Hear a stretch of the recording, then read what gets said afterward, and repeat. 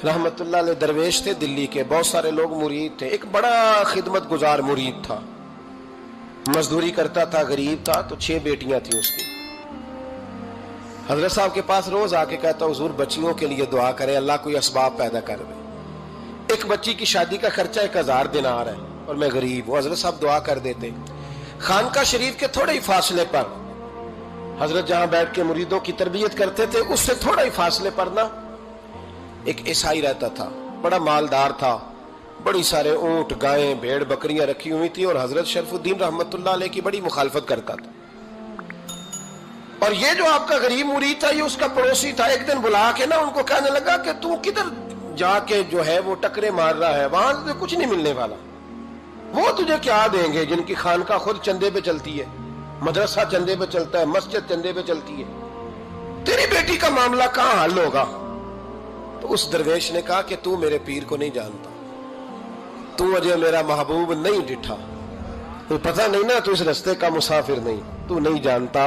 उनका बस चले ना तो वो हर कीमत में मेरी बेटियों की शादी करा दे।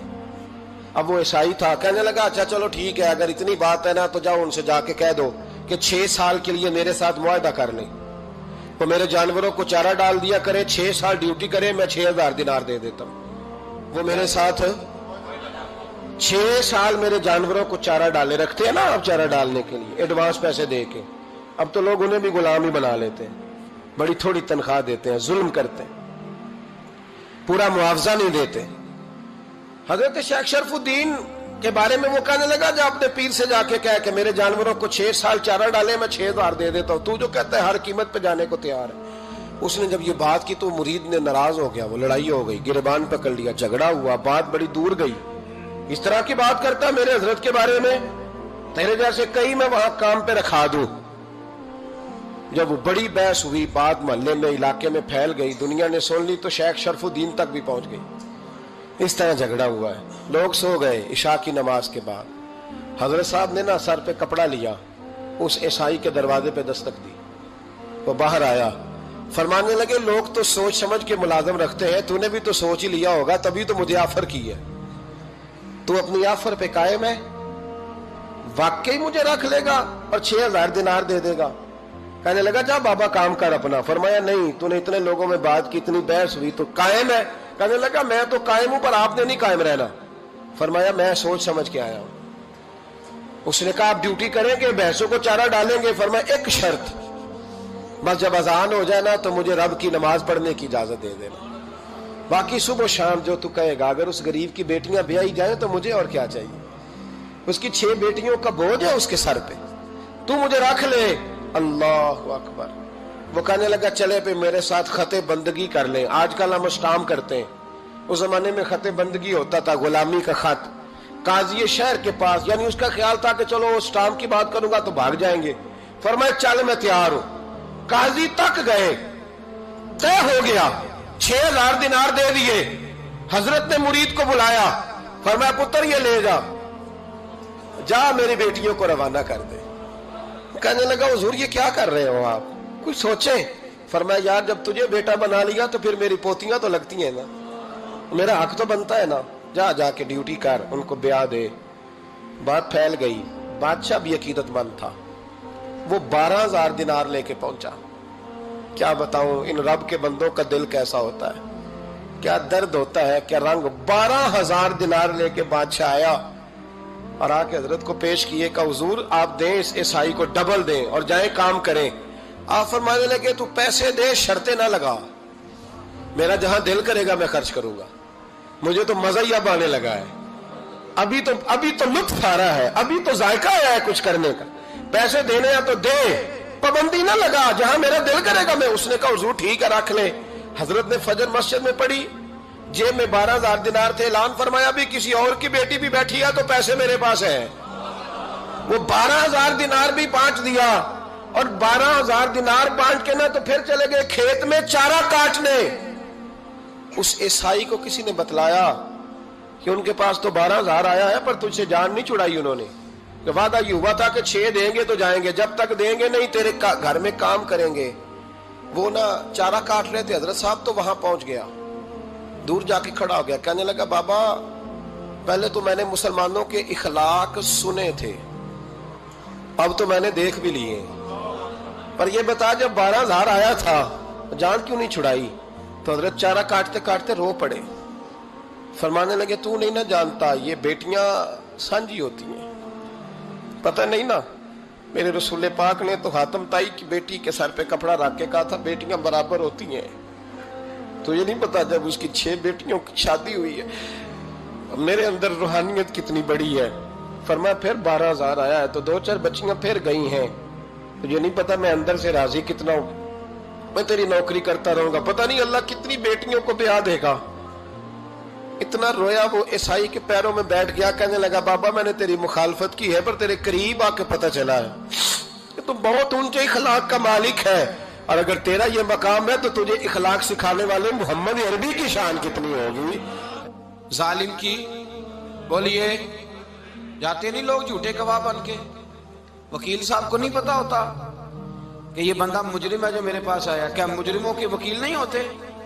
بولے تو اس کو پتہ نہیں ہوتا وکیل صاحب کو کہ یہ صاحب مجرم ہے، میرے پاس مقدمہ لے کے آئے، اور اگر بے ادبی نہ ہو جائے تو میرا خیال ہے قاضی عدالت کو بھی پتا ہوتا ہے کہ مجرم کون ہے اور مظلوم۔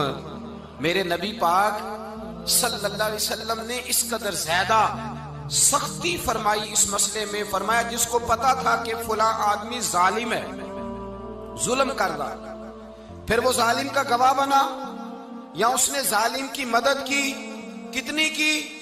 شارحین لکھتے ہیں چاہے اس نے ایک جملہ بول کے کی، چاہے ایک، سارے بولیے، چاہے ایک غریب کو اس نے ظلم کیا تو کہتے ہیں علاج یہ سی، چاہے ایک جملہ بول کے کی، شارحین اس حدیث کی شرح میں لکھتے ہیں ایک جملہ بول کے چاہے مدد کی، جس بندے نے کسی ظالم کی مدد کی کسی مقدمے میں یا کسی صورت میں اور اسے پتا تھا یہ ظالم ہے، میرے نبی پاک صلی اللہ تعالیٰ علیہ وسلم فرماتے ہیں اگر اس نے مدد کی، ابھی ظالم کی بات نہیں ہو رہی، ظالم کے مددگار کی بات ہو رہی، اگر کسی نے ظالم کی مدد کی تو حضور فرماتے ہیں خدا بھی اس سے بری و ذمہ ہے، رسول بھی اس سے بری و ذمہ ہے۔ سنبھال کے رکھے اپنی نمازیں، قربانیاں، حج، زکوٰۃ سنبھال کے رکھے۔ اگر ظالموں کا مددگار ہے، الیکشن آ لینے دے، آپ کو نظر آ جائے گا کون کون ظالموں کا مددگار ہے، نظر آ جائے گا۔ اپنی جیب سے لوگ پیسے دے کے ظالموں کی مدد کریں گے، ان کے فلیکس چھپوائیں گے، بورڈ لگوائیں گے، جیبوں سے پیسے دے کے۔ ہم نے خود آگ لگائی ہے چمن میں اپنے، بے سبب گردشی ایام کو الزام نہ دو، ہم نے خود نور کا ظلمت سے کیا ہے سودا، کر کے توہین سحر شام کو الزام نہ دو۔ ظالموں کے مددگار میدان میں آ گئے، یہ چھوٹا لفظ نہیں، میرے حبیب پاک صلی اللہ علیہ وسلم نے فرمایا جو ظالم کا مددگار ہے سن لے جو سجن کے ساتھ کچہری جاتا ہے، وہ یاد رکھے جو دوست کا گواہ بنتا ہے، وہ یاد رکھے جو کہتا ہے میں مانگی گیا تھا، مجھے بلایا گیا تھا قبضہ چھڑانے کے لیے کسی غریب بیوہ کی جائیداد پہ، وہ سن لے تو مدد کر کے نہیں آیا، تو خدا کے ذمے سے نکل گیا ہے۔ رسول پاک نے فرمایا تیرا میرا تعلق ختم ہو گیا، تو ظالم کا مددگار ہو گیا۔ پھر تو کہتا میں بے چین ہوں، میں بے قرار ہوں، میں آزمائش کا شکار ہوں، پلٹ کے دیکھ تو صحیح تیرا گناہ کتنا بڑا ہے۔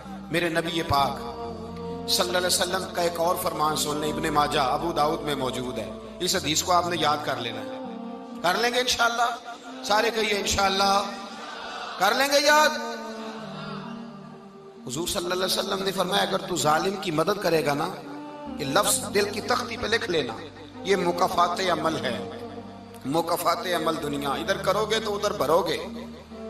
فرمایا اگر تو کسی ظالم کی مدد کرے گا، سن لے حضور کا فرمان ہے، اگر تو ابن ماجہ ابو داؤد سیاہ میں موجود ہے، فرمایا اگر تو کسی ظالم کی مدد کرے گا تو رب تعالیٰ مرنے سے پہلے تیرے اوپر بھی ظالم کو مسلط کر دے گا، تیرے اوپر بھی ایک دفعہ ظلم ضرور ہوگا اگر تو ظالم کی، وہ کسی صورت میں بھی ہو سکتا ہے، کسی صورت میں بھی تیرا بیٹا ہی اٹھ کے ظلم کر دے گا، تو الجھ جائے گا، کسی نہ کسی جگہ تیرے لیے تباہی کا سامان ہوگا، تیرے اوپر ظلم ہوگا، اس لیے کہ تو ظالموں کا مددگار ہے۔ چاہیے یہ تھا کہ تو مظلوم کی مدد کرتا، انسانی ایمانی یقین کا فریضہ سر انجام دیتا، تو ظالموں کا مددگار ہو گیا۔